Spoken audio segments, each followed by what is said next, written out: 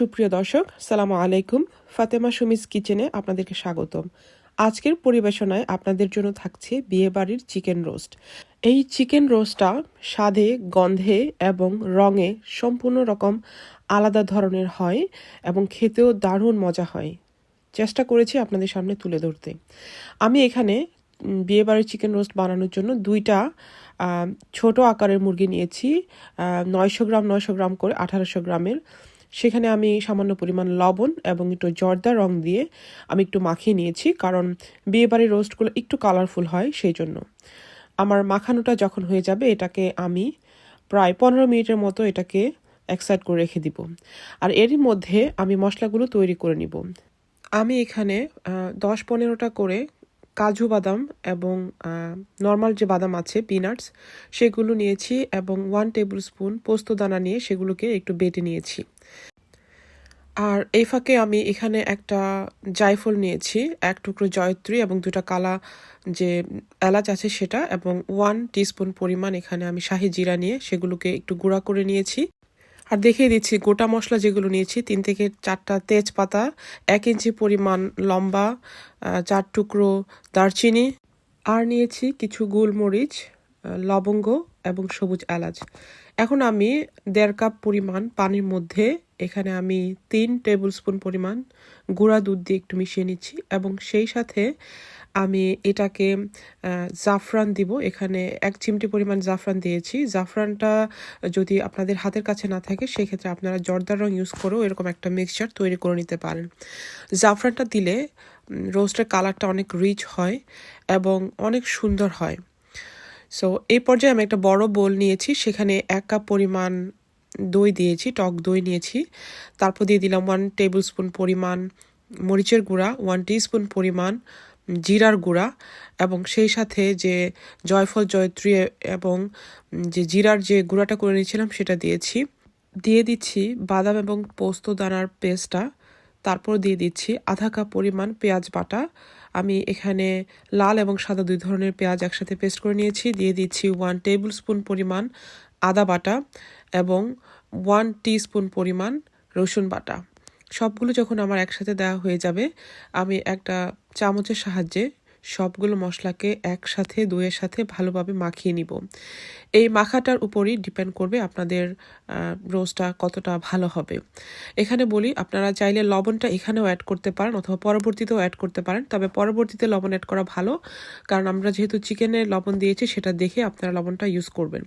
এখানে আমি নিয়ে নিলাম 3 টেবিল স্পুনের মতো প্রথমে রান্নার যে রেগুলার তেল, সেই সাথে 1 টেবিল স্পুন পরিমাণ ঘি দিয়ে আমি চিকেনগুলো যেগুলো মাখিয়ে রেখেছিলাম সেগুলোকে আস্তে আস্তে ভেজে নিচ্ছি।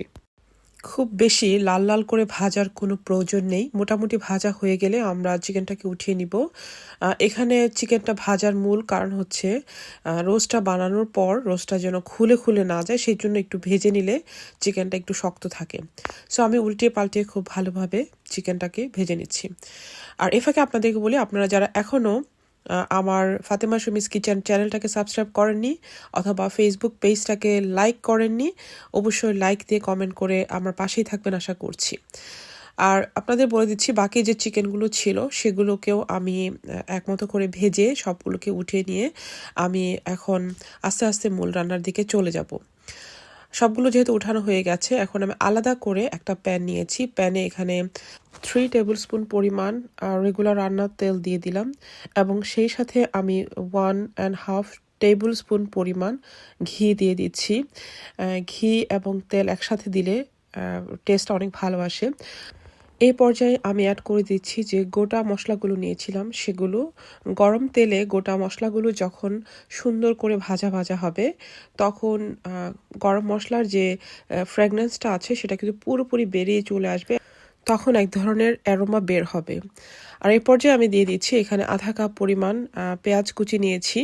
এই পেঁয়াজটা যেহেতু সাদা পেঁয়াজ এবং একটু বেশি ছোট করে কেটে নেওয়ার চেষ্টা করেছি, এটা থেকে একটু সাদা সাদা ফেনা বের হবে, কারণ সাদা পেঁয়াজটাকে যখন বেরেস্তা করা হয় তখন এক ধরনের এরকম সাদা সাদা বুদবুদ ক্রিয়েট হয়। সো পেঁয়াজগুলোকে যখন আমি বেরেস্তার মতো ভাজা ভাজা হয়ে যাবে, সেই পর্যায়ে আমি যে মাখিয়ে রেখেছিলাম সবগুলো মশলার পেস্ট সেটা আমি একসাথে দিয়ে দিলাম, দিয়ে নাড়াচাড়া করে মশলাটাকে খুব ভালোভাবে আমি কষিয়ে নিচ্ছি। আর এই ফাঁকে বলি যে বাটিতে যে মশলাটুকু ছিল সেটাকে আমি একটু ধুয়ে একটু সামান্য পানি দিয়ে দিলাম যাতে মশলাটা পুড়ে না যায়। এখন আমি মশলাটাকে নাড়তে থাকবো এবং আস্তে আস্তে করে কষাতে থাকবো। আপনারা যদি মনে করেন যে কষানোর সময় একটু পানির দরকার আছে, অবশ্যই সেই পানিটা দিবেন এবং চাইলে ফাঁকে ফাঁকে ঢেকে দিয়ে মশলাটাকে খুব ভালোভাবে কষিয়ে নিতে পারেন। মশলাটা যত সুন্দর করে কষানো হবে রোস্টের টেস্টটা কিন্তু ঠিক ততটাই ভালো আসবে। মশলাটাকে কষাতে কষাতে যখন উপরের দিকে এরকম তেল ভেসে আসবে তখন বুঝে নিতে হবে মশলাটা ঠিকঠাক মতো কষানো হয়ে গেছে। আর মশলাটা কষানো হয়ে গেলে আমি যে ভেজে রাখা চিকেনগুলো রেখেছিলাম সেগুলো একটা একটা করে দিয়ে দিচ্ছি পুরো মশলার সাথে। সবগুলো যখন একসাথে করে আমার দেয়া হয়ে যাবে তখন আমি ভালোভাবে নাড়াচাড়া করে এই মশলার মধ্যে চিকেনটাকে খুব ভালোভাবে কষিয়ে নিব এবং চিকেন থেকে একটা নিজস্ব পানি বের হবে, যে পানিটা শুকিয়ে যাবে এবং কষানোটাও কিন্তু ঠিকঠাক মতো হয়ে যাবে। সো আমি এটাকে ভালোভাবে নাড়তে থাকবো। আর এই পর্যায়ে মনে রাখতে হবে যেহেতু এখানে দই আছে এবং বাদামের বাটা আছে, পোস্ত বাটা আছে, খুব সহজেই পাতিলার গায়ে কিন্তু লেগে যাবে। সো এটাকে দাঁড়িয়ে থেকে খুব যত্ন সহকারে রান্না করতে হবে। আর আমি এটাকে বারবার ঢেকে ঢেকে কষিয়ে নেওয়ার চেষ্টা করছি যাতে চিকেনের ভিতরে একদম র পার্ট না থাকে, খুব সুন্দরভাবে যাতে কষানো হয়ে যায়। আবারও বলছি, এই চিকেনটা যখন কষানো হবে খুব ভালোভাবে এটাকে নেড়েচেড়ে কষাতে হবে এবং দাঁড়িয়ে থেকে করতে হবে, আদারওয়াইজ একদম নিচে লেগে যাবে। আর এ সময় চুলার আঁচটা অবশ্যই মিডিয়াম থেকে লোয়ে রাখতে হবে। যখন কষানোটা ঠিকঠাক মতো হয়ে যাবে, এরকম শুকনো শুকনো হয়ে যাবে, ঠিক এই পর্যায়ে আমার দুধ এবং জাফরানে গোলানো যে পানিটা আছে সে পানিটাকে আমি আস্তে আস্তে করে ঢেলে দিচ্ছি। আলতো হাতে আমি চিকেনটাকে নেড়ে দিচ্ছি, খুব ভালোভাবে নেড়ে দিচ্ছি এই কারণে যাতে নিচে কোনো ধরনের লাগা না থাকে, কারণ এটা পরবর্তীতে এক ধরনের পুরা ক্রিয়েট করবে। আর এই পর্যায়ে আমি এখানে দিয়ে দিলাম 2 টেবিল স্পুনের মতো টমেটো ক্যাচাপ বা টমেটো সস। এই টমেটো ক্যাচাপ বা সসটা দিলে এক ধরনের আলাদা রকমের একটা টেস্ট ক্রিয়েট হয় এবং এটা আপনারা অবশ্যই মিস করবেন না। আর আপনাদেরকে বলি এই সময় অবশ্যই লবণটা চেক করে নেবেন যে আপনার লবণটা ঠিকঠাক আছে কিনা। যদি লবণ ঠিক থাকে আপনারা আরেকবার দিয়ে নেবেন। আমার এখানে লবণটা ঠিক আছে, এই জন্য আমি আলাদা করে বাড়তি লবণ দিচ্ছি না। আর এই ফাঁকে আমি দিয়ে দিলাম 4-5টা কাঁচামরিচ একটা ইম্পর্টেন্ট ইনগ্রেডিয়েন্ট রোস্টের জন্য, সো এটা অবশ্যই মিস করা যাবে না। এই রোস্টটা তখনই রান্না হবে বুঝতে হবে যখন এই পানিটা কমে আসবে, তখন আস্তে আস্তে করে আমি এখানে আধা কাপের মতো বেরেস্তা দিয়ে দিলাম। বেরেস্তা দিয়ে আমি একটু ভালোভাবে নাড়াচাড়া করে নিচ্ছি।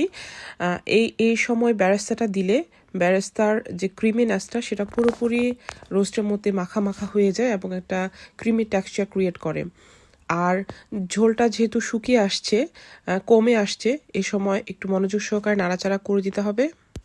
আমার রান্নাটা যেহেতু অনেকটা শেষ পর্যায়ে চলে এসছে, চুলাটাকে খুবই অল্প আঁচে রেখে আমি এই পর্যায়ে দিয়ে দিলাম 1 টেবিল স্পুনের মতো কেওড়া ওয়াটার বা কেওড়া জল দিয়ে আমি আরেকবার একটু নেড়ে দিব এবং সবশেষে উঠিয়ে নেওয়ার আগে আমি আরেকটা স্টেপ ফলো করব। অবশ্যই আশা করছি আপনারা পুরো স্টেপগুলো দেখছেন। খুব কাছ থেকে রোস্টটা দেখতে কেমন হয়েছে আপনাদেরকে দেখিয়ে দিচ্ছি। একদম পারফেক্ট একটা টেক্সচার এবং মাখা মাখা একটা রোস্ট তৈরি হয়েছে, যেটা আমাদের রোস্টের জন্য খুবই দরকার। এই পর্যায়ে আমি স্বাদে ব্যালেন্স আনার জন্য এখানে 1 টিস্পুন পরিমাণ চিনি দিয়ে দিচ্ছি। চিনিটাকে এখন আমি একটু ভালোভাবে পুরো চিকেনের সাথে মাখিয়ে নিয়ে দিচ্ছি এবং চুলার আঁচটা কিন্তু খুবই কম আছে, এটা আপনাদেরকে অবশ্যই মাথায় রাখতে হবে। আর সবশেষে এখানে আমি 1 টিস্পুন পরিমাণ ঘি অ্যাড করে দিচ্ছি। ঘিটা অ্যাড করে নাড়াচাড়া করে আমি এটাকে ঢেকে দেবো এবং আমার রান্নাটা কিন্তু একদম শেষ পর্যায়ে চলে এসেছে। ঘিটা খুব ভালোভাবে অ্যাড করে দিচ্ছি, একটু ভিতরে ঢুকিয়ে দিচ্ছি যাতে পুরো ঘির ফ্লেভারটা চিকেনের রোস্টের মধ্যে পুরোপুরি ঢুকে যায়। এ সময় রান্নাটা শেষ হয়ে যাবে এবং পারফেক্ট একটা টেক্সচার ক্রিয়েট হবে। আপনারা দেখতে পাচ্ছেন যে কালার, এবং আমি আপনাদেরকে হয়তো গন্ধটা বুঝাতে পারবো না, কিন্তু চমৎকার একটা অ্যারোমা ক্রিয়েট হয়েছে। আর সবশেষে যদি ঘিটা দেওয়া হয় একটা বাড়তি স্বাদ কিন্তু অ্যাড হয়। এখন আমি চলে যাচ্ছি পরিবেশনে। আমি একটা একটা করে সবগুলো চিকেনকে পরিবেশন করে নিচ্ছি একটা সুন্দর একটা ডিশে। পরিবেশনটাও কিন্তু রান্নার একটা সুন্দর পার্ট, তাই অবশ্যই চেষ্টা করবেন পরিবেশনটা যাতে ভালো হয় এবং সুন্দর হয়। সো আশা করি বিয়ে বাড়ির স্বাদে আপনাদের এই রেসিপিটা খুবই ভালো লেগেছে। আপনাদের এই রেসিপিটা যদি ভালো লেগে থাকে তাহলে অবশ্যই আমাকে লাইক কমেন্টস করে সাপোর্ট করতে ভুলবেন না, আর আমার এই রেসিপিগুলোকে শেয়ার করে সবার মাঝে ছড়িয়ে দিবেন। আসসালামু আলাইকুম আপনাদের সবাইকে।